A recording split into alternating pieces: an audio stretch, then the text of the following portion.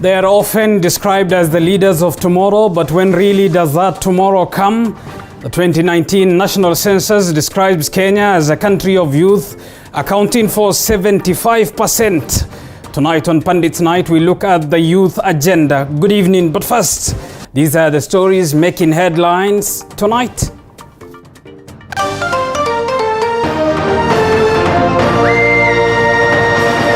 Tonight, 3 Terra suspects escaped from Committee Maximum Prison. DCI offers a reward of 60 million shillings to anyone with information that may lead to their arrest. Also tonight, troubled FKF boss Nick Mwendwa freed on a 4 million shillings cash bail after spending a weekend in police custody. Police wanted to hold him for 14 days.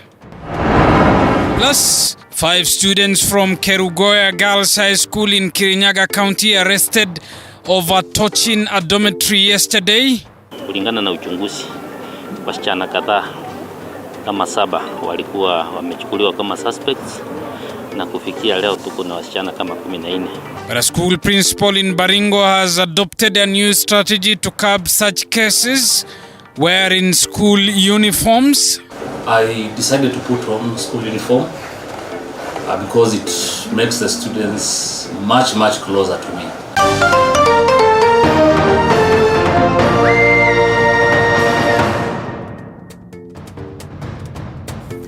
And Wairimu is our sign language interpreter. Good evening, I'm Abubakar Abdullahi. Welcome to the broadcast.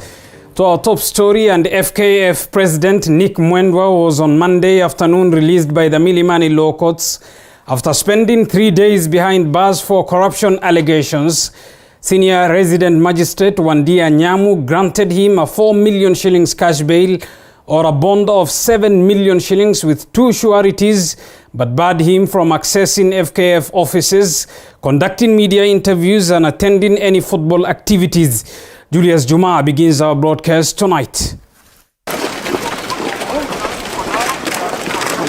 A few minutes after 9 a.m. on Monday, beleaguered FKF President Nick Mwendwa was walked into Milimani Law Courts to answer to charges of corruption at the now disbanded federation.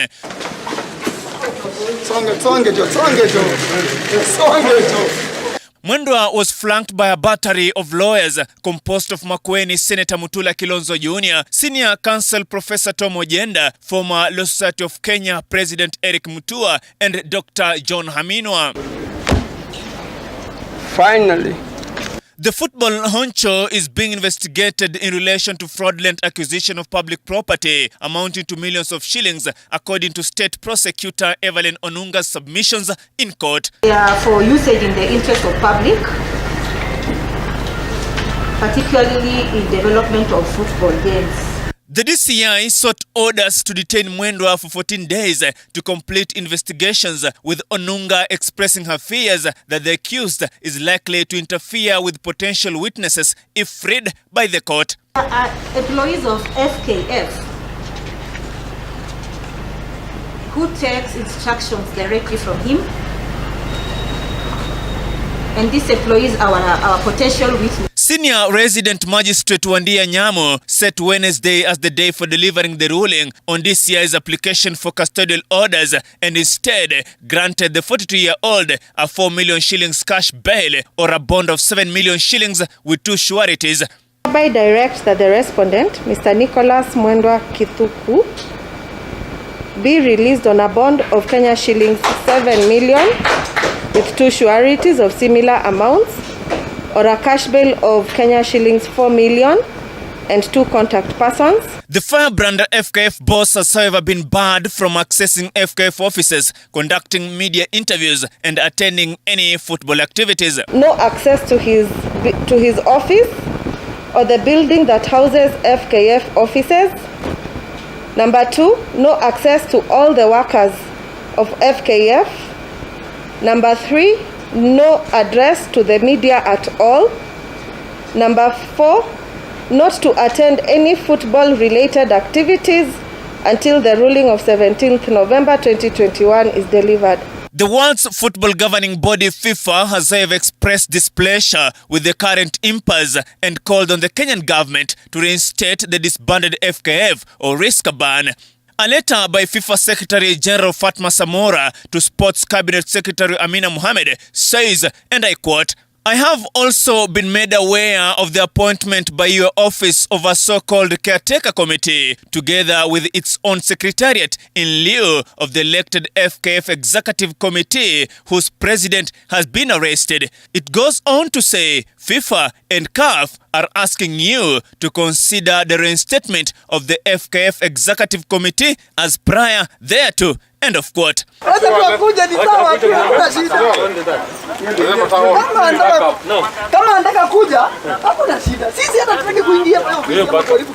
The government seeks to unravel the mystery surrounding the use of over 550 million shillings wired to the Federation over the years as grants.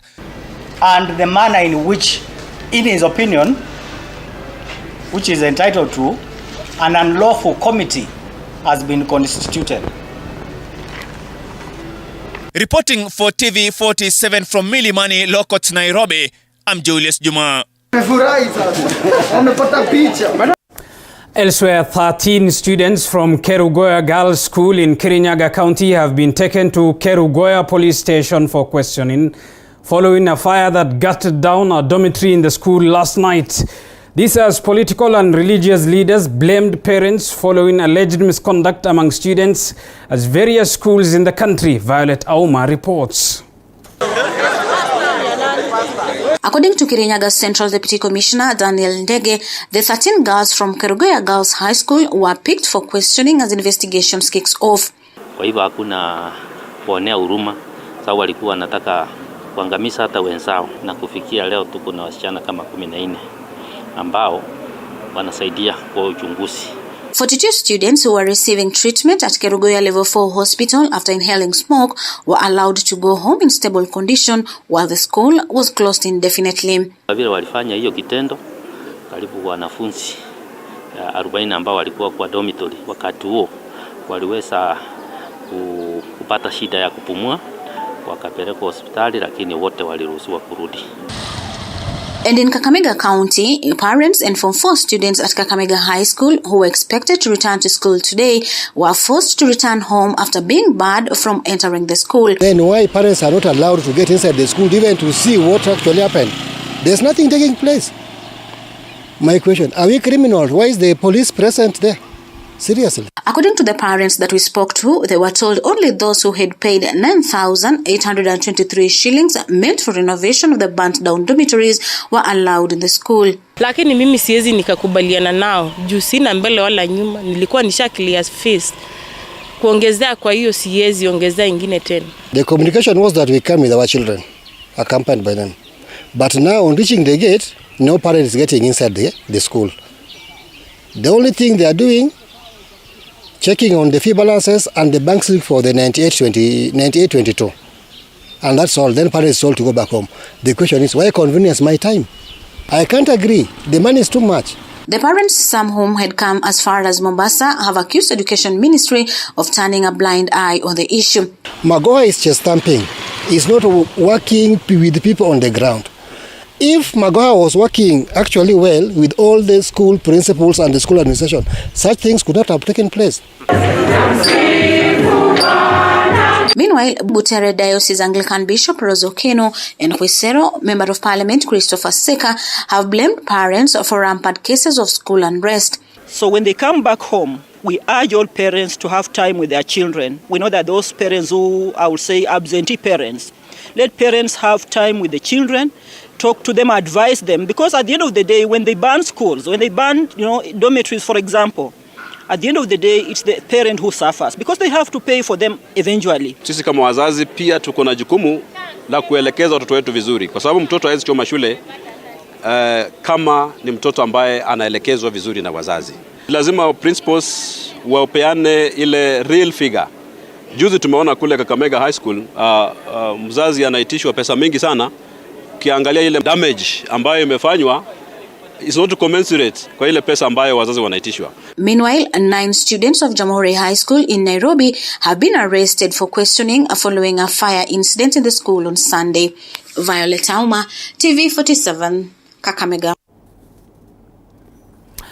Well, still on matters education, and listen to this. The principal of Barwesa Secondary School in Baringo County opts to wear school uniform to make it easy for his students to approach him whenever they have an issue.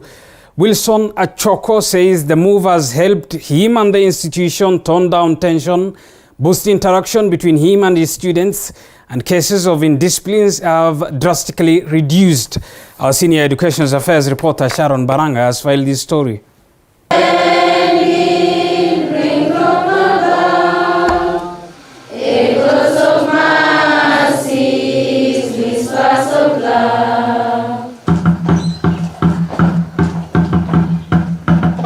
It is assembly time at Barwesa Secondary School in Baringo County. The school's principal is making his way to the grounds dressed in the school uniform. For months now, this has become his daily attire as he strives to ensure he bridges the gap between the administration and the students. I decided to put on school uniform because it makes the students much closer to me. Yeah, initially students used to want not to come to the office, but when I started putting on the school uniform, they feel very close to me. Yeah, they come, and I also maintain an open door policy, so they are very free with me. They tell me anything that they feel that I need to know. So that is why I started putting on uniform. I wanted to be humble. You know, when they see you that you've come to their level, they feel good about that. All the guidance and counseling that was given to you by the teachers. Just move with the over 400 learners welcomed the idea of seeing their principal dressed as them. This has strengthened relationship between them. In fact, the first day, I remember when I went to parade, they clapped for me like 5 minutes. In 2020, Barwesa Secondary was among schools that were affected by student unrest that resulted to the burning of a girls' dormitory. The school principal says the arson was a wake-up call to him as the school administration brainstormed on the measures that will be put in place to address indiscipline cases. It is then that he ditched his suits and embraced the institution's school uniform. There were some students who were aware of the fire, but they never came directly to us. So I realized that there was need to bridge this gap between the students and myself. So that's when I opted to not only put on uniform, but I also have suggestion boxes. We also have a council of elders among the prefects who are able to solve disputes whenever they arise. So basically, the putting on of uniform is an attempt to stem indiscipline in schools. Many a times indiscipline cases happen because of that gap between the administration and the students. When you close that gap, you are able to get information about their problems. So when they realize that you listen to them, they tend to open up more. And now the narrative of Barwesa Secondary School is changing. The institution has started recording exemplary performance in their academics. In 2020's KCSE, the school made history by sending 21 students to university, emerging the best performing school in Baringo North, and the school's mean grade continues to be on an upward trajectory. The school has been doing very well. We moved from 3.7 and then we went to 4.0, went to 4.426, went to 4.7, and then 2020 we have done 5.0138. Wilson attributes the wave of unrest in schools to school heads not addressing grievances of students on time. Being close to the students is the main thing that will curb unrest in schools. Many a time, unrest is caused by unhandled grievances. In the last 3 months, there has been a wave of student unrest in the country that has resulted to schools' properties being damaged. As a consequence, the Ministry of Education announced that students will be expected to go for a mid-term break from the end of this week. Sharon Baranga, TV 47. Quite an innovative way of dealing with students. Elsewhere, 3 Terra suspects have escaped from Kamiti Maximum Prison.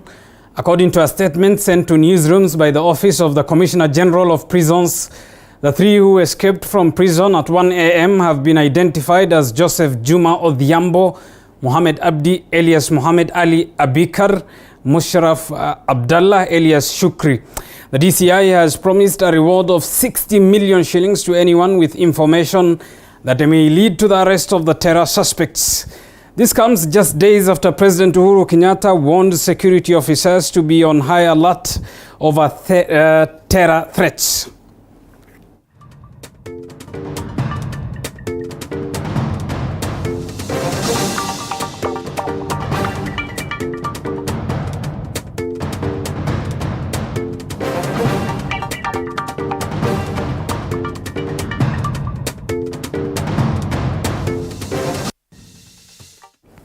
You're watching TV 47 News tonight with me, Abu Bakar Abdullahi. Time for us to take a short break. Stay with us. We still have a lot lined up for you.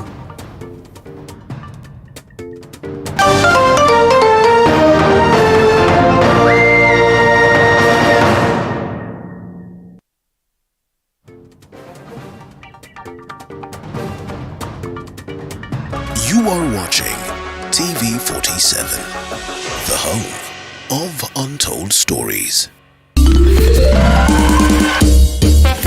Sona moja imetengenezwa kwa njia spesheli ili kupambana na maumivu kwa haraka. Sona moja ina aspirin kama kiungo. Sona moja, kitulizo kamili. Maumivu yakizidi, pata ushauri wa daktari. The Office of the Registrar of Political Parties, ORPP, in partnership with eCitizen, brings to you a self-service platform for management of political parties membership. Log in or create an account on eCitizen Account 2. Check the political party you may be registered in as a member. Resign from a political party as a member. Join a political party of choice. Quick steps to access are: log into your eCitizen account, select your preferred service and fill in the details, then submit. Receive a system acknowledgement of your request. An eCitizen system notification will be issued once the processing is complete. Resignation of political party officials and elected leaders. The provision of Section 14 of the Political Parties Act 2011 apply. ORPP is committed to serve you to promote political rights in a democratic multi-party system. For more information, visit our website on www.orpp.or.ke and engage with us on our ORPP Kenya across social media platforms. Hashtag your party, your choice.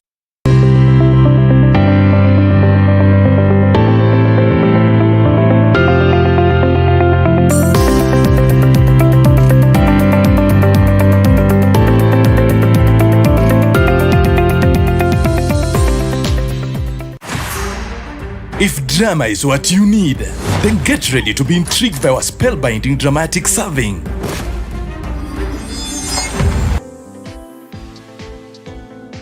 Entrepreneurs around the country are creatively grinding. I started with a borrowed phone. A borrowed phone? Yeah, that could last 2 hours with charge. We just have to do quality work for them. To make their mark in an unpredictable market. It was now going on a sales venture, looking for stockists door to door. On the grind, we bring you their stories so you can tell yours. Every Monday at 7:30 p.m. Men are known to be the pillars. We're rising up together. Say your point. You need an alpha male now to come and help you and your girl. Ameongea zero.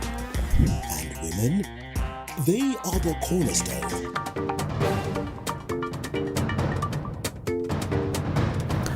Welcome back. Thank you for staying with your channel of choice. Let's get to more news now. And tonight, police are probing the murder of a Buruburu Girls High School teacher in Diani over the weekend during a getaway with friends. And as Elizabeth Atieno now reports, conflicting reports have emerged following the release of a CCTV footage of the hotel during the incident.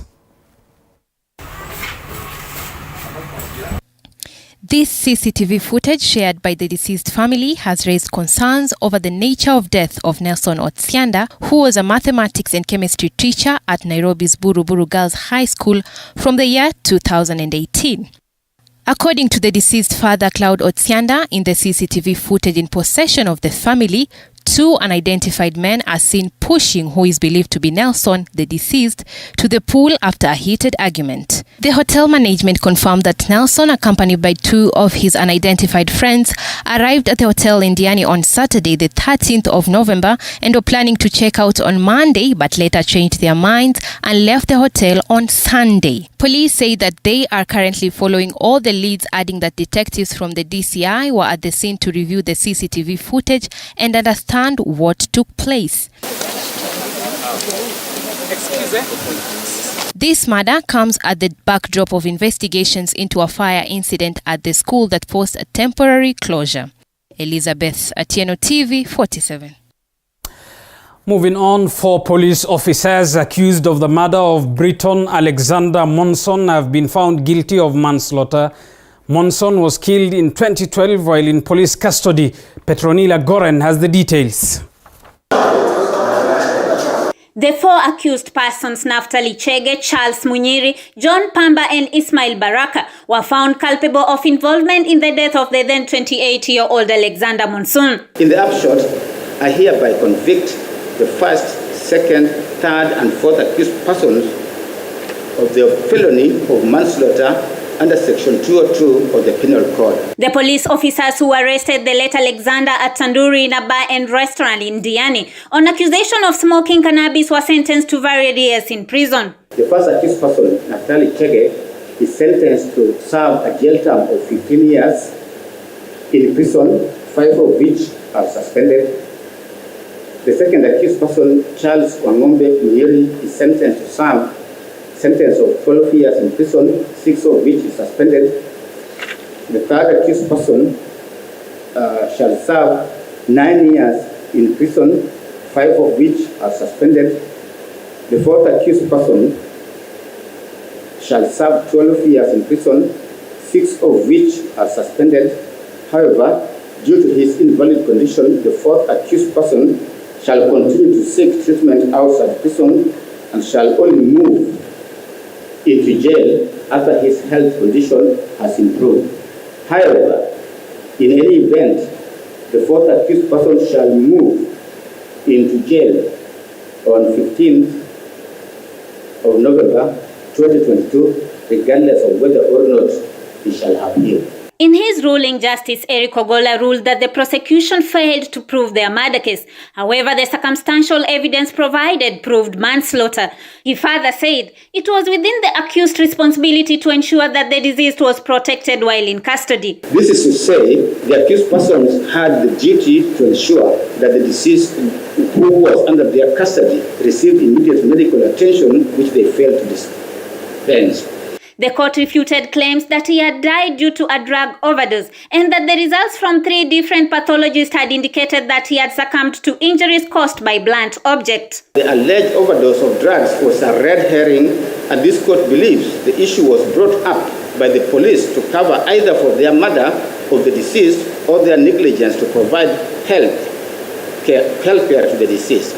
Despite the parents saying they are relieved that justice had been served, they have expressed their dissatisfaction with the ruling, citing that the sentence was favorable. After 10 years of fighting for justice, that a 5-year sentence, it doesn't feel to a mother who's lost their child. I would say that, frankly, I would rather be hanged than actually have to stay in a prison for 3 or 4 years in one of those. You know, they're not going to be necessarily well received by the other inmates. Justice Ogolla has called on law enforcement agencies to exercise sensitivity to rights of all suspects when arrested. Petronila Goren for TV47 in Mombasa County. From the corridors of justice, let's get to the world of politics, and ODM boss Raila Odinga has for the second day camped at the Coast region selling his Azimio la Umoja clarion call in Kilifi County. Paul Kirobi has the story. For the second day, ODM boss Raila Odinga has continued to popularize his Azimio la Umoja clarion call in the coastal region in a move to safeguard his coastal votes ahead of 2022 polls. Odinga's charm offensive in the region comes at a time the region kicked off a move to form a regional party to address the interests of the region. The former Prime Minister accused Deputy President William Ruto for pretending to be a good Samaritan to the poor, yet he looted taxpayers' money and used it to reward church leaders.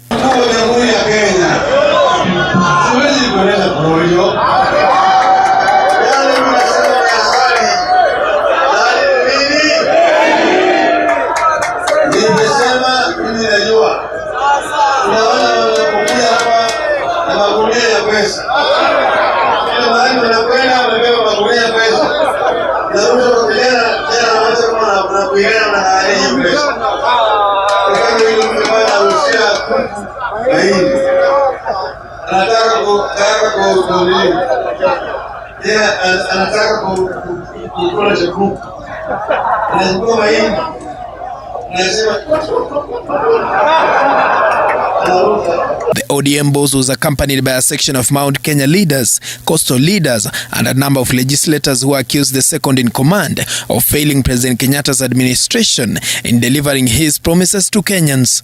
Unataka kupigana na uhalifu na hii mambo ya ati kwamba kila mtu yote ambaye anasimama pale hiyo ako na kesi kotini. One qualification ya uongozi kuwa kotini. Lazima ungire iwe kotini. Kwa hivyo tunasema kama umepatiwa jukumu kidogo na umeshindwa, waachia wale ambao wanaweza kazi. Tunawahi kuwafanyia kazi wananchi mpaka mwisho. Wengine wanazurura huku baada ya kuwafanyia wananchi kazi wanapiga siasa tupu. Lazima tulia kwamba tunalipa mshahara na mshahara wetu tunalipa mpaka 2022 Agosti.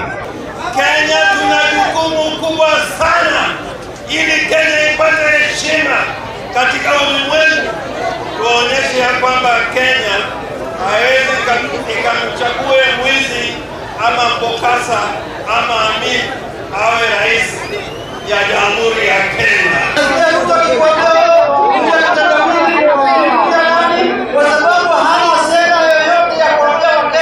The ODM boss promised coastal people a lot of goodies if elected president next year. Among them, his administration will effectively utilize the blue economy, expand the Malindi airport to international standards, and also solve the land issues affecting the region. Sisi tunataka kukuza biashara ya utalii. Vile kupanua kiwanja ya Malindi iwe international airport. Ile ndege kubwa naweza kutoka Ulaya, Marekani na kuja kufanya kwa moja kutabu. Mimi najua kuna watu walihamishwa pale kiwanjani. Bila wacha nafasi kiwanja ikamiliwe. While a pledge to fight corruption if he clinches presidency next year.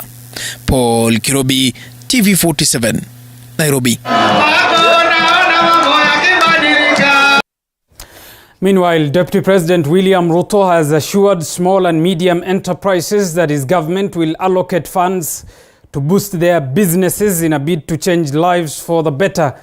Ruto, who was in Meru County for a campaign trail today, said SMEs will have a fund to offer financial assistance if he is elected head of state. Mike Kagwongo reports from Meru.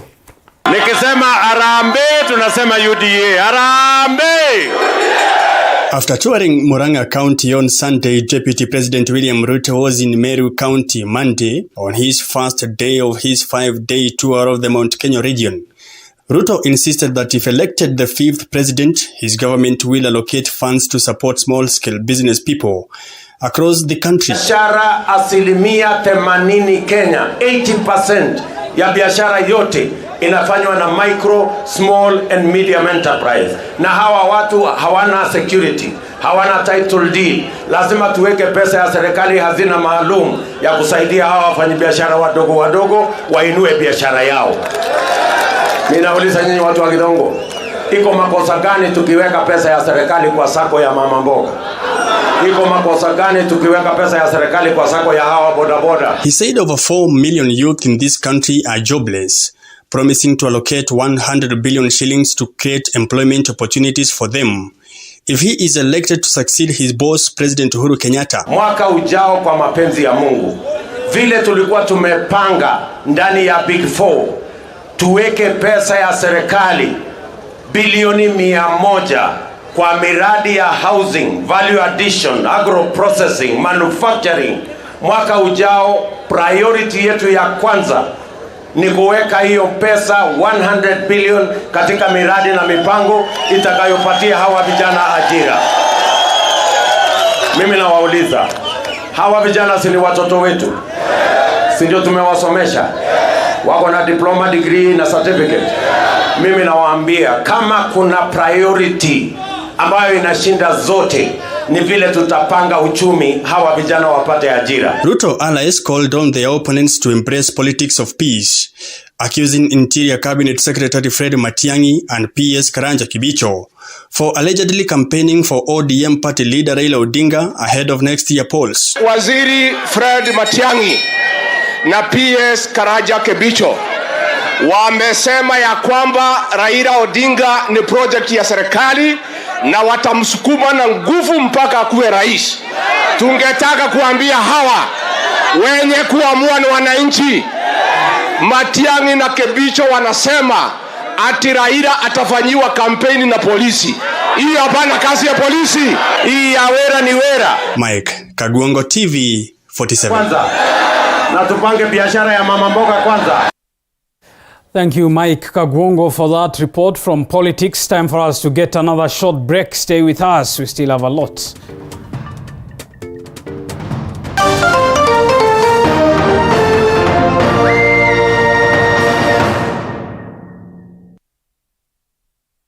You are watching TV 47, the home of untold stories.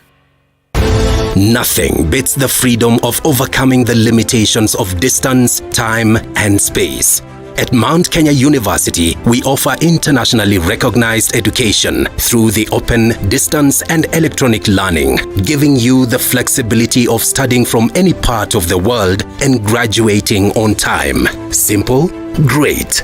Intake is in progress. Mount Kenya University, unlocking infinite possibilities.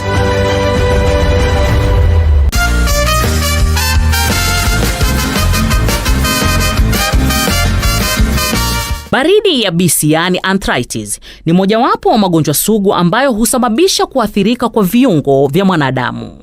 Hali hii ukithiri sana kwa watu wazima. Maumivu haya ya viungo husababika kwa sugu na mtu hukosa hata uwezo wa kuzifanya shughuli zake za kila siku. Hushindwa hata kutembea vizuri na kupanda ngazi. Aidha, ugonjwa huu wa arthritis huweza kuleta maumivu makali ya kudumu kwenye viungo na pia hata kusababisha ulemavu. Kuna aina nyingi ya magonjwa ya viungo ambayo hukumba watu wa umri wote na jinsia zote. Hata hivyo, ugonjwa huu ukithiri zaidi hasa kwa umri unavyokuwa zaidi. Makini Herbal Clinic wanajivunia kuwa watu wengi wamefaidika na huduma hizi bora za matibabu. Naitwa Rusi Milembo, nimekuwa mgonjwa wa arthritis kwa miaka mingi na nimejaribu matibabu mengi. Mpaka siku moja mzee wangu Mirembo akaniambia niende Makini Herbal Clinic. Nikaanza matibabu. Nimetibiwa na saa hii nimepona. Naweza hata kutembea, naweza hata kimbia kidogo. Na kwa hiyo yote nashukuru Mungu. Wale ambao wako na ugonjwa wa arthritis waende kwa hospitali ya Makini, watapata usaidizi. Saa hii naweza panda stairs. Hapo nyuma sikuwa naweza kupanda stairs. Saa hii naweza kukaa. Na nashukuru Mungu kwa hayo yote. Na sisikii uchungu wowote. Kusema ukweli, hata kuteremka hivi singeweza. Kwanza kama nimevaa kiatu kama hiki, singeweza kuteremka, lakini nimepona. Kukaa naweza kaa hata hapa. Hata hapo kwa stairs tu hivi. Nakaa tu bila shida yoyote. Hata kusimama nasimama tu bila shida yoyote. Na singeweza kufanya hivi. Dawa za Makini, dawa nzuri. Katika Makini Herbal Clinic, magonjwa mengi yakiwemo sugu hutibiwa.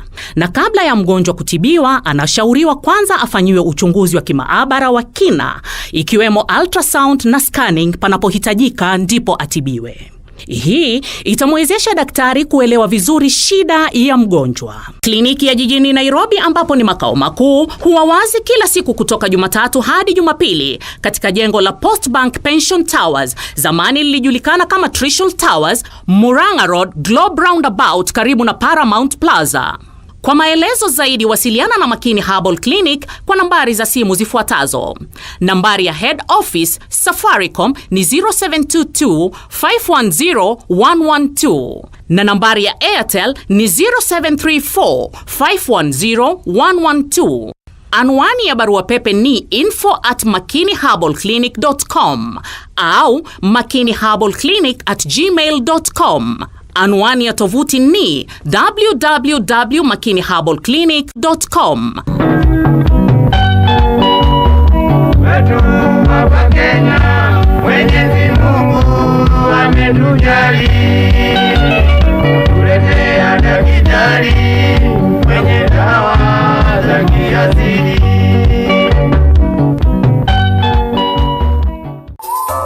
Usiyakubalie maumivu ya misuli kukatiza ratiba yako. Kaluma Pain Balm ni dawa ya kusugua iliyotengenezwa kutoka kwa miche maalum ili kutuliza maumivu ya misuli. Kaluma Pain Balm. Maumivu ya kizidi, pata ushauri wa daktari. You are watching TV47, the home of untold stories.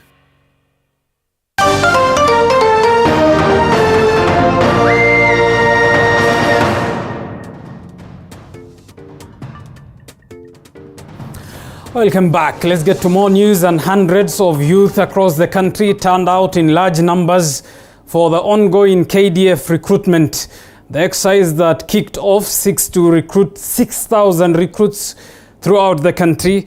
Well, here in Nairobi, the recruitment took place at the City Stadium, where hundreds were turned away for lack of necessary documents, while others failing to meet the threshold to join the disciplined forces. Mwangi Maina attended the recruitment here in Nairobi and has filed the following report. Hundreds of potential recruits turned out in large numbers Monday morning in the different recruitment centers across the country to try their luck in serving the country under the Kenya Defence Forces. In Nairobi, hundreds of potential recruits were turned away for presenting national identity cards that were either issued out of Nairobi or that showed their residents of other counties. Lakini watu wengi sana wamechunjwa. Tulikuwa tumekuja watu wengi, mara wanatuambia ni ID, wanatuambia sijui birth certificate, sijui nini, lakini wengi ndio wamechunjwa. Kenya ningewahimiza ni wajaribu kuconsider hii, kama ni Nairobi ni metropolitan. Watu ni wengi sana huku. Watu wakikuja wa consider kila mtu. Na venye niko Nairobi, najua mimi Nairobi ndo nimeshinda kutafuta. Kwanza kutafuta hii Kdf saa kwanza ndio 13. Ngananga tu. Sasa unajua sasa ndio imekuwa ya mwisho. Sina wakati wengine kufanya nini? Kuja kusema tena nitajaribu. Muda umeniacha. Resigned young men and women who have given a stab at the recruitment for some years were disappointed for being turned away for failing to meet the requisite threshold to serve in the uniformed forces. Yeah, ilikuwa fiti, but kuniambia meno ati sijui meno huko nyuma ni mbaya. Nikiuliza nini wananiambia nende nione dentist. Siwezi kufa moyo cause the hardest way is always the simplest way. Kujaribu tumejaribu mara mingi, hata ni venye nilikuwa nimegive up sitajaribu. Roho ikakuja venye niliona hii nikasema wacha niende nipatishe, uenda party inaweza niangukia, lakini ndio hivyo. Yeah. In Nandi County, the recruitment officer stated that about 200 youth turned up for the recruitment exercise. Against the expected number, only one potential recruit turned up for the General Service Officer's cadet position. In Turkana County, elated recruits who successfully participated in the process attributed their success to persistently turning out for every recruitment exercise, and today was their lucky day. Up to now, I'm not believing, and I want people to clear their mind in that if you have interest in military, don't think that you need to have money. Last year nilikuwa hapa hivi, nikajaribu, sikufaulu.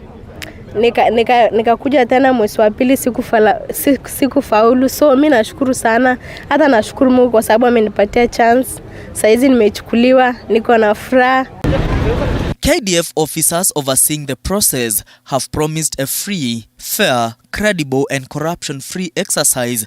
A 24-year-old man was arrested in Malava in Kakamega County for trying to buy his way into the military by promising 400,000 Kenya shillings to the recruitment officer in form of bribe. It's a free and fair exercise that is open to all Kenyans who fulfill the requirements as stipulated. Mtu yoyote popote pale uliko, if you have been asked for money to get into the Kenya Defence Forces, that is very wrong and you should report that immediately.